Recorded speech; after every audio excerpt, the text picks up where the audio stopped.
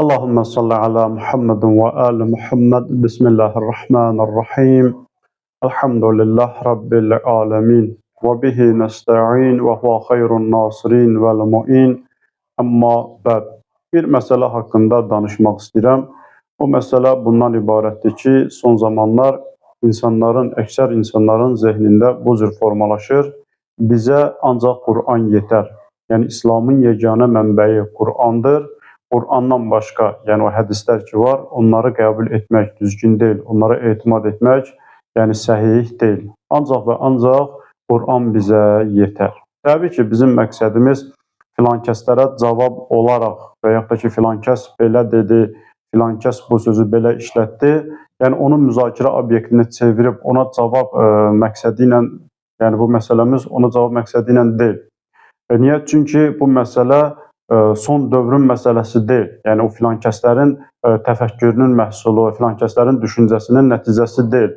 Bu məsələ ta qədimdən var ki, ancaq Qur'ana etimad etmək, ancaq Qur'ana söykənmək, Qur'andan başqa hədislər qəbul olunmamalıdır. Biz bunu Peyğəmbərin tarixində də müşahidə edirik.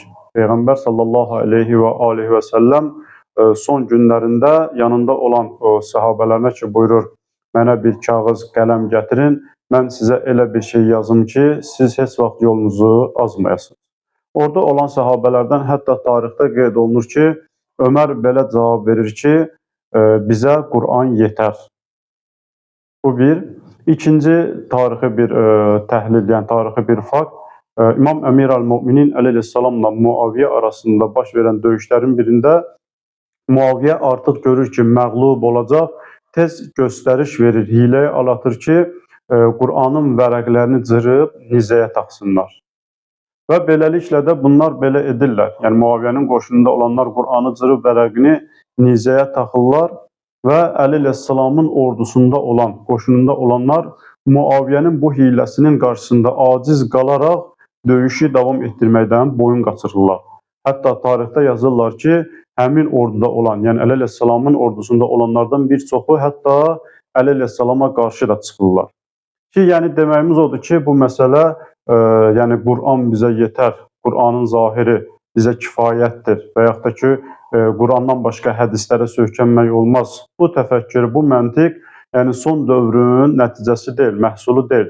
Ta bu qədimdən var. Hətta Qur'anilər adı ilə məşhur olan bir əqidə də var ki, onlar da ancaq Qur'ana söykənirlər. Dediyimiz kimi bizim məsələmiz, məqsədimiz filan kəsin sözünü müzakirə etmək, filan kəsə cavab olaraq bunu hazırlamaq və yaxud da ki, filan kəsin sözlərini müzakirə obyektinə çevirmək, yəni qəsdimiz, məqsədimiz bu deyil. Sadəcə olaraq bu məsələyə aydınlıq gətirməkdir ki, yəni həqiqətən də görəsən Qur'andan başqa, yəni hədisə söykənməyin bir dəlili və yaxud da ki, bir üstünlüyü var, yoxsa yox. Və yaxud da ki, sadəcə ancaq Qur'ana söykənməliyik. Biz əgər Peyğəmbərdən danışırıqsa, Peyğəmbərin hədisindən danışırıqsa, ümumiyyətlə Peyğəmbərlikdən danışırıqsa və deyirik ki, ancaq Qur'an bizə yetər, biz əvvəla baxaq görək Qur'an-ı Kərimdə Peyğəmbər haqqında ayələrin hamısına gələcək baxaq. Yəni, Peyğəmbər haqqında olan ayələr ki var, Peyğəmbərin şə'ni haqqında olan ayələr ki nazil olub Allah tərəfindən, biz əvvəla gərək onların hamısına baxaq. Görək ki, həqiqətən də, yəni yalnız və yalnız Qur'an bizə kifayət edir, yoxsa Peyğəmbərin hədislərinə də söykənə bilərik. Əvvəla baxaq Qur'an-ı Kərimdə Qur'an Peyğəmbəri bizə necə tanıdır? Allah Qur'an-ı Kərimdə Peyğəmbər haqqında danışarkən hansı ayələri nazil edib? Yəni Peyğəmbəri necə vəsf edir? Peyğəmbər kimdir? Və yaxud da ki, bizim Peyğəmbərə qarşı davranışımız necə olmalıdır? Bu haqda bir çox ayələr var. Təbii ki, bir neçəsini qeyd edərik inşallah. Əvvəla biz Peyğəmbər haqqında danışırıqsa və baxaq görək Qur'an Peyğəmbəri bizə necə vəsf edir? Yəni Allah Qur'an-ı Kərimdə əvvəla Peyğəmbəri vəsf edir. Peyğəmbərin vəsfi bizim üçün təbii ki, Allahın sözüdür, Allahın kəlamıdır. Peyğəmbər ki, Qur'an-ı Kərimdə hər nə cür vəsf olunursa, bizim üçün bir dəlildir. Allah Qur'an-ı Kərimin Ənbiya surəsinin 107-ci ayəsində buyurur Peyğəmbərin vəsfi haqqında. Və mə ərsəlnəkə illə rəhmətən lil aləmin. Allah buyurur, biz səni aləmlərə rəhmət olaraq göndərdik. Bu ayədə Allah Peyğəmbəri rəhmət sifəti ilə vəsfləndirir. Yəni, Peyğəmbər bütün aləmlər üçün nədir? Rəhmətdir. Yəni, Peyğəmbərin rəhmət olması tək Peyğəmbərin elə vücuduna şamil deyil. Peyğəmbərin danışığı da bizim üçün rəhmətdir. Peyğəmbərin yerişi də bizim üçün rəhmətdir. Peyğəmbərin davranışı da, Peyğəmbər ümumən, yəni tək vücudu yox, Peyğəmbərin hər bir sözü, hər bir davranışı, hər bir addımı, belə deyək, bizim üçün nədir? Rəhmətdir. İndi Peyğəmbərin rəhmət olması, görəsən 23 il Peyğəmbərlik etdiyi dövrə şamildir, yoxsa qiyamətə qədər şamildir? Əgər biz deyirik ki, Qur'an-ı Kərimin hökmləri, Qur'an-ı Kərimin qüvvəsi, yəni qüvvədə olması qiyamətə qədərdirsə, bu ayə də qiyamətə qədər öz qüvvəsini saxlayır. Yəni, Peyğəmbərin aləmlər üçün rəhmət olması nəinki Peyğəmbərin dövrü yox, ta qiyamətə qədər olan bütün insanlar üçün nədir? Bir rəhmətdir. Yəni, Peyğəmbərin davranışı bizim üçün rəhmətdir, biz ona əməl etməliyik. Yəni, bizim üçün bir yoldur, qanundur. Peyğəmbərin danışığı bizim üçün rəhmətdir. Peyğəmbərin süfrə mədəniyyəti bizim üçün bir rəhmətdir. Peyğəmbərin hər bir kəlməsi, hər bir kəlamı bizim üçün rəhmətdir. Yəni, Peyğəmbər 23 il ərzində ancaq Qur'an ayələrini danışmayıb ki, yəni Qur'an ayələri ki, bölgüyə görə 6666 ayə deyirlər. Yəni, Peyğəmbər 23 il ərzində ancaq 6666 ayədən danışmayıb ki, Peyğəmbər kiməsə nəsihət eləyib, Peyğəmbər kiməsə yol göstərib, Peyğəmbər hətta qeyri-din, məsələn, bütpərəstlər olsun, müşriklər olsun, xristiyanlar olsun, yahudilər olsun, onların rəhbərlərinə, başçılarına məktub yazıb, bunları İslama dəvət eləyib. Yəni, bunların hamısı nədir? Bizim üçün bir rəhmət, yəni bizim üçün bir yoldur, qaydadır. Məsələn, Peyğəmbər birinə nəsihət eləyibsə, o bizə də nəsihət olunmuş sayılır. Peyğəmbər birinə yol göstəribsə, o da bizim üçün nədir? Bir yoldur. Peyğəmbərin Qur'an ayələrindən başqa olan o kəlamları ki var, onların hamısı harada cəm olunub? Hədis kitablarında. Burada bir haşiyəni də qeyd edeyim. Yəni, hədislərin zəif olması və ya hədislərin səhih olmaması. Təbii ki, səhih olmayan hədislər də var, zəif olan hədislər də var, səhih olan hədislər də var. Yəni, o hədislər ki, zəifdir və ya səhih deyil, bu ona dəlalət eləmir ki, biz ümumiyyətlə hədisləri qəbul eləməyək. Təbii ki, bu hədis elminin mövzusudur. Mövzudan mövzuya keçid eləmək istəmirəm.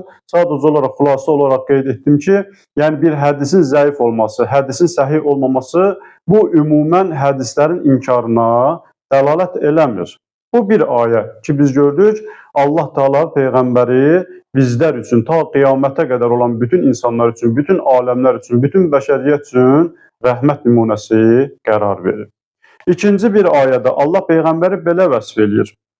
Qələm surəsi 4-cü ayədə Allah buyurur: "Və innəkə lə'alə xuluqin əzim." Allah Peyğəmbərə xitabən buyurur ki, ya Rasulum, həqiqətən sən böyük əxlaq sahibisən.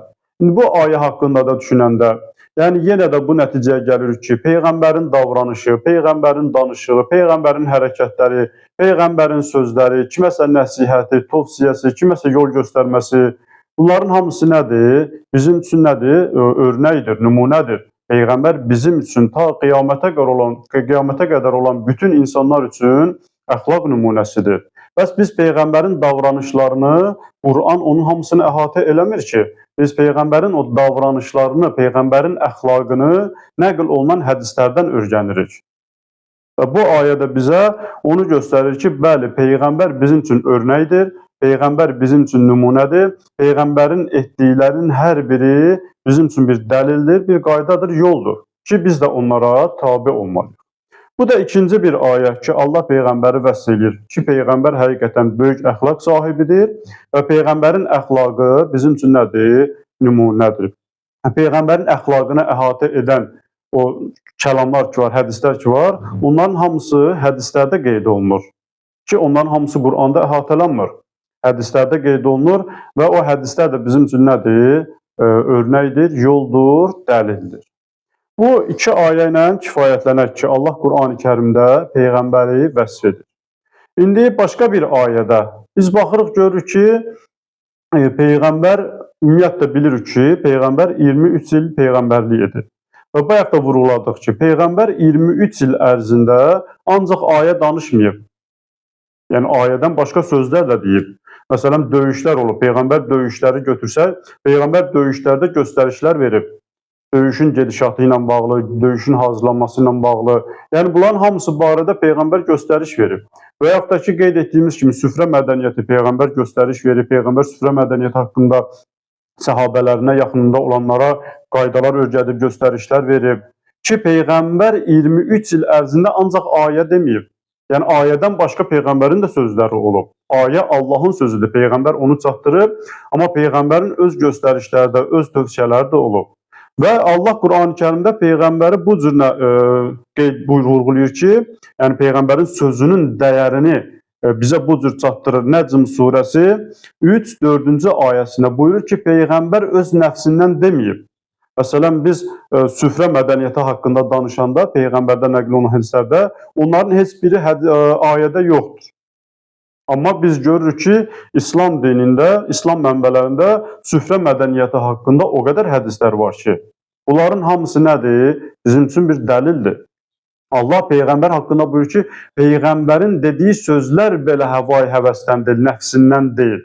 Nəcm surəsi 3-4-cü ayədə Allah buyurur: وَمَا يَنْتِقُ عَنِ الْهَوَى إِنْ هُوَ إِلَّا وَحْيٌ يُوحَى. Yəni Peyğəmbər danışmır həvai həvəsdən, yəni öz həvasından, öz nəfsindən danışmır.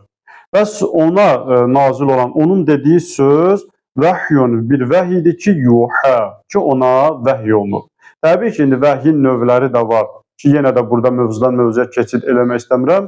Yəni Peyğəmbərin dediyi sözlər ayədən başqa, dediyi sözlərin hamısı Allaha istinadəndir. Yəni Allahın dediyi, Allahın iradəsi ilə dediyi sözlərdir Peyğəmbər. Yəni Peyğəmbərin dediyi sözlər, Qur'andan başqa dediyi sözlər də nədir? Vəhyin bir növüdür ki, Peyğəmbər onu öz dili ilə, öz kəlamı ilə ifadə edir. Bu ayə də bizi onu göstərir ki, bəli, Peyğəmbərin dediyi hər bir söz vəhidir, amma Peyğəmbər biz görürük ki, 23 il ərzində ancaq Qur'anı əhatə edən ayələri deməyib. Dediyimiz kimi, məsələn, döyüşlər olub, döyüşlərdə Peyğəmbər göstəriş verib, ya kimlərsə səfərə gedəndə, səfərdən gələndə, hansısa bir dediyimiz kimi din başçılarına Peyğəmbər məktub yazıb, səhabələrinə nəsihət eləyib, tövsiyə eləyib ki, bunların hamısı Qur'anda keçmir. Və bu ayədə bizi onu göstərir ki, bəli, o hədislər ki, Peyğəmbərdən nəql olunur, dediyimiz kimi yenə səhih hədislərdən söhbət gedir, onların hamısı bizim üçün nədir? Dəlildir. Çünki əgər bunu Peyğəmbər buyurubsa və Peyğəmbərin buyurduğu da Allah buyurur ki, o nədir? Vəhidir. Bu da bir yəni Peyğəmbərin vəsfi. Ki biz bura qədər bu ayələrdən onu əldə edirik ki, yəni həqiqətən də biz tək Qur'ana yox, Qur'an özü bizə göstərir ki, yəni Peyğəmbərin davranışı, Peyğəmbərin danışıqları, Peyğəmbər sizə üçün rəhmətdir. Ki bu ayələr bizə onu göstərir ki, nəticə bu oldu ki, bu 3 ayədən Peyğəmbərin dedikləri belə bizim üçün dəlildir, sübutdur. İndi baxaq başqa bir ayəyə. Həşr surəsi 7-ci ayədə. Allah buyurur ki, Peyğəmbərə qarşı sanki bizim üzərimizdə öhdəliklər təyin edir. Ki, bura qədər qeyd etdiyimiz ayələrdə Allah Peyğəmbəri vəsf elədi. İndi Peyğəmbərə qarşı bu insanların, bəşəriyyətin Peyğəmbərə qarşı olan öhdəliklərindən Allah bizə buyurur. Həşr surəsi 7-ci ayədə Allah buyurur ki, وَمَا آتَاكُمُ الرَّسُولُ فَخُذُوهُ وَمَا نَهَاكُمْ عَنْهُ فَانْتَهُ. Peyğəmbər sizə, yəni Rəsul sizə nəyi əta edirsə, nəyi verirsə, فَخُذُوهُ, onu əxz edin, onu götürün. وَمَا نَهَاكُمْ عَنْهُ فَانْتَهُ.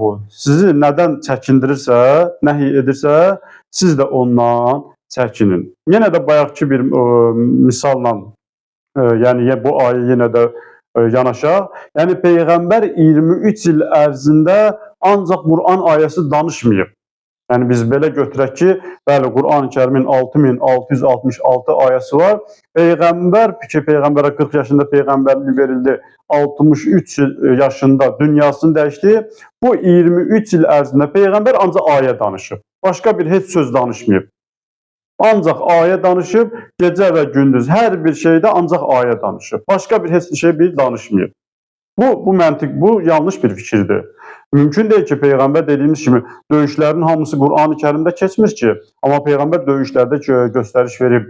Ya dediyimiz kimi süfrə mədəniyyəti olsun, danışıq mədəniyyəti olsun, yəni hər bir sahədə də namazın öz hökmləri olsun, namazın rukunları olsun ki, bunların heç biri Qur'an-ı Kərimdə keçmir.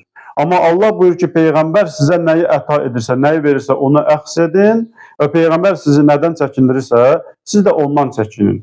Bu ayədə bizə onu göstərir ki, bəli, namaz haqqında olan hökmlərdir, digər şəriətlə bağlı olan hökmlərdir, usuliyyətlə bağlı, furuyyətlə bağlı olan hökmlər ki var, onların hamısı Qur'anda keçmir. Yəni onlar Peyğəmbərdən hədis vasitəsilə gəlib çatır.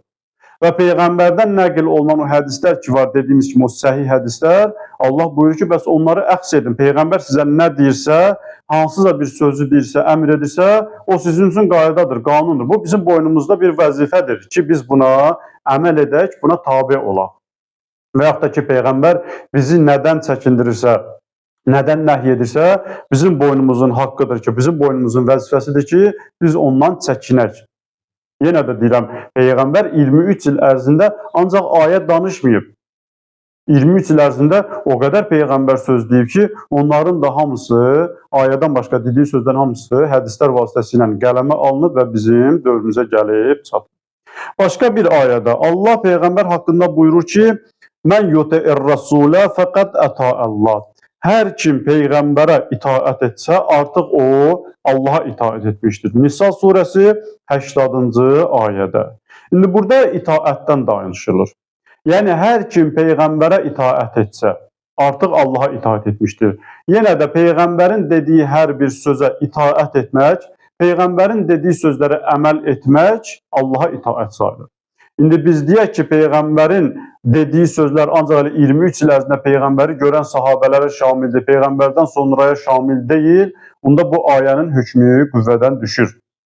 Onda bu ayə bizim dövrümüzə aid olan və bizdən sonraya aid olan insanlara onda şamil olmaz. Biz Peyğəmbərə necə itaət edək? Elə ancaq Peyğəmbər Qur'an ayəsi demir ki, Peyğəmbərin kəlamları var, sözləri var, hədisləri var, tövsiyələri var, nəhiyləri var, əmrləri var ki, bunlara əməl etmək, bunlara itaət, boyun əymək o hökmdədir ki, biz artıq Allaha itaət etmiş oluruq. Əgər desək ki, yox, yenə də Peyğəmbərə itaət ancaq Peyğəmbəri görən səhabələrə, yəni həmin zamana aiddir, onda bu ayə öz qüvvəsini itirir. Bu ayənin bizə aid olması, yəni bizə aid olmaz. Bu nəyə dəlalət edir? Yəni bu ayə ki, qüvvəsini itirdi, bizə şamil olmadı, onda ayədə, yəni Qur'an-ı Kərimdə nöqsan yaranır. Yəni bizə aid olmayan ayə qüvvəsini itiribsə, onda o ayənin heç bir Qur'anda rolu yoxdur. Bunlar hamısı nədir? Bunların hamısı ona dəlalət edir ki, bu qeyd etdiyimiz ayələr, yəni Peyğəmbərin sözləri də bizim üçün dəlildir. Peyğəmbər rəhmətdir qiyamətə qədər, Peyğəmbər böyük əxlaq sahibidir qiyamətə qədər, Peyğəmbərin sözünü əks etmək vacibdir qiyamətə qədər, nəhiylərindən çəkinmək lazımdır qiyamətə qədər. Bəs bunların hamısı bizə nə ilə çatıb? Hədis vasitəsilə çatıb. İndi bəzən də belə iddia edilir ki, hədislər Peyğəmbərdən bir müddət sonra yazılıb. Yenə dediyim kimi, bu artıq başqa bir mövzudur ki, mövzudan mövzuya keçid eləmək istəmirəm. Ki, bu hədis elmi var, hədisin araşdırılması var, səhih hədislər, zəif hədislər ki, bu hədis elminin mövzusudur. Başqa bir ayəyə baxaq. Nisa surəsi 59-cu ayədə. Yenə də Allah burada buyurur ki, ya eyyuhəllezina amanu. Ey iman gətirənlər. İman gətirənlər Allah xitab edir iman gətirənlərə ki, ətiullah, Allaha itaət edin. Ki, burada bir ixtilaf yox.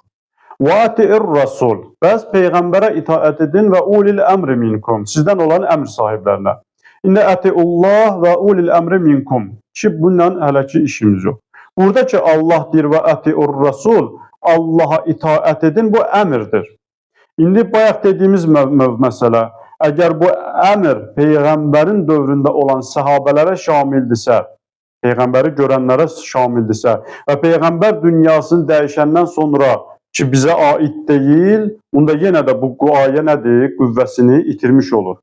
Əgər bu ayə qüvvəsini itirirsə, etibarını itirirsə, onda yenə də Qur'anda nöqsan yaranır, Qur'anda naqislik yaranır. Bu ayənin hökmü, ümumiyyətlə Qur'anın hökmü qiyamətə qədər davam eləyir. Bu ayədə də ki, Allah buyurur, Ətiur Rəsul, bu həm Peyğəmbərin zamanında olan sahabələrə, həm də qiyamətə qədər Peyğəmbəri görməyən, Peyğəmbərə iman gətirən, dinə, İslama iman gətirən hər bir şəxsə şamildir.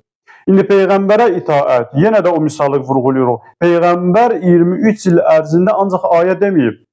Peyğəmbər kəlam da deyib, söz də deyib, hədis də deyib, nəsihət də deyib, tövsiyə də deyib ki, Peyğəmbərin bu dedikləri bizə hədis vasitəsilə gəlib çatır və bu ayəyə əsasən biz nə etməliyik? Peyğəmbərə itaət eləməliyik. Əgər dediyimiz kimi yenə də, əgər bu ayənin hökmü Peyğəmbəri görən sahabələrə aiddirsə, bu ayə qüvvəsini itirir və Quranda nöqsan yaranır. Nöqsanlıq yaranır ki, hökmü olmayan, qüvvəsi olmayan bir ayənin Quranda nə işi var? Və yaxud da ki, elə bir qeyd yoxdur ki, bu ayədə deyilsin ki, ancaq Peyğəmbərin zamanında olan sahabələr itaət eləsin Peyğəmbərə. Peyğəmbəri görməyənlər itaət eləsin ancaq Qur'ana. Belə bir göstəriş də yoxdur. Bura qədər qeyd etdiyimiz o ayələr ki var, belə nəticə əldə edirik ki, bəli, həddi Qur'andan başqa Peyğəmbərin buyurduqları, Peyğəmbərin davranışı, Peyğəmbərin əxlaqı, Peyğəmbərin nəhiyləri, əmrləri bizim üçün nədir? Dəlildir, qaydadır, qanundur ki, biz onlara da əməl etməliyik. Son bir ayəni də inşallah qeyd edək. Biz hər gün Qur'an-ı Kərimdə oxuyuruq. Namazda, yəni gündəlik namazımızda oxuyuruq. Fatihə surəsinin ayələrin birində oxuyur ki, İhdina sıratal mustaqim. Bizi doğru yola yönəlt. Növbəti ayəni oxuyur ki, Sıratəl-ləzinə ənə'amtə aleyhim qeyril məğdubi aleyhim vələd-dallin. Yəni bu ayənin növbətisi bu sırat-ı müstəqimi izah edir. Deyir ki, o şəxslərə ki, nemət vermirsən, yəni bizi onların yoluna yönət, o şəxslər ki, zəlalətdədir, yəni onlara qəzəblənmirsən, onların yoluna yönətmə. Bu ayənin bir mənası. Amma biz ki, yenə deyirik ki, ihdinə sırat-ı müstəqim, bizi doğru yola yönət. İndi Qur'anın başqa ayəsi ilə biz istinad edək. Görək sırat-ı müstəqim kimdir? Yasin surəsinin 1-ci, 2-ci, 3-cü, 4-cü ayələrini oxuyanda biz görürük ki, Allah buyurur, Yasin vəl-Qur'anil hakim. And olsun hikmətlə dolu olan Qur'ana, innəkə ləminəl mursəlin. Ya Resulüm, həqiqətən sən göndərilmiş, yəni mursəl peyğəmbərlərdənsən, əla sırat-ı müstəqim. Və sən doğru yolda olanlardansan. Həmin o ihdina sırat-ı müstəqimin də biri kim oldu? Yəni bir mənasında kim oldu? Yasin surəsinin dediyinə görə Allah Peyğəmbərə buyurur ki, və əla sırat-ı müstəqim. Sən doğru yolda olanlardansan. Biz hər gün namazda Allahdan nə istəyirik? İlahi bizi doğru yola yönəl, sırat-ı müstəqimə yönəl, yəni bizi Peyğəmbərin yoluna yönəl. Peyğəmbərin yolu nədir? Peyğəmbərin yolu peyğəmbərlikdir. Biz demirik ki, ilahi bizi peyğəmbərliyə yönəl. Peyğəmbərin yolu nədir? Allah seçib, Qur'an nazil edib, Allahın seçdiyi mursəl peyğəmbər. Biz demirik ki, ilahi pərverdigara, bizə də Qur'an nazil elə, bizi də seç, bizi də peyğəmbər elə. Yox, peyğəmbərin davranışına yönəl, peyğəmbər ki, yəni əxlaq sahibidir, nümunə idi, Peyğəmbərin davranışı bizim üçün nümunədir, əxlaqı nümunədir, Peyğəmbər bizim üçün rəhmətdir. İlahi, bizi Peyğəmbərin davranışına yönəl, bizi Peyğəmbərin yoluna yönəl ki, biz də Peyğəmbərin getdiyi yolu gedə bilək. Yəni Peyğəmbər 23 il ərzində yenə də o sözü yəni ifadəni işlədirəm ki, ancaq ayə deməyib. Peyğəmbərin hər bir sahədə davranışı, qeyd etdiyimiz kimi süfrədə olsun, danışıqda olsun, böyüklə davranışında, kiçiklə davranışında, valideynlə davranışında, övladla davranışında, yəni insanlarla, qonşuyla, qohumla davranışında. Yəni bunların hamısını biz cəm eləyəndə Peyğəmbər özü nədir? Böyük əxlaq sahibidir, böyük nümunədir. Biz bu Fatihə surəsindəki ihdina sırat-ı müstəqim, yəni ilahi bizi Peyğəmbərin yoluna yönəl, bizi Peyğəmbərin davranışına yönəl. Və nəticə bu oldu ki, bu ayələrdən biz belə bir nəticə əldə edə bilərik ki, yəni həqiqətən də təbii ki, bunu heç kim danmır, heç bir alim bunu inkar eləmir ki, İslamın ən birinci dəlili Qur'an-ı Kərimdir. Yəni kim bunu inkar eləsə, təbii ki, dindən çıxmış olar. Bunu inkar edən bir nə alim yoxdur, nə bir şəxs yoxdur. Yəni bütün dünya müsəlmanları bunu qəbul edir ki, bəli, Qur'an-ı Kərim İslamın ilk mənbəsidir. Yəni söykənəcəyi ilk kitabdır. Amma bu o demək deyil ki, biz Qur'andan başqa peyğəmbərdən nəql olunan hədislərin dalınca gedə bilmərik. Yəni onları qəbul edə bilmərik. Onları inkar edək. Bu o mənaya gəlmir. Və bu ayələr və bir çox ayələr ki var, onların hər biri haqqında müzakirə eləmək olar. Yəni bu ayələrin biz nəticəni belə əldə edirik ki, bəli, Qur'an özü bizə göstəriş verir ki, peyğəmbərin davranışı, peyğəmbərin əxlaqı sizin üçün bir nümunədir və biz onun dalınca getməliyik. Peyğəmbərdən nəql olunan o səhih hədislər ki var, onlar da bizim üçün Qur'andan sonra ikinci bir dəlilimizdir. Vəssalamu aleykum və rəhmətullahi və bərəkatuh.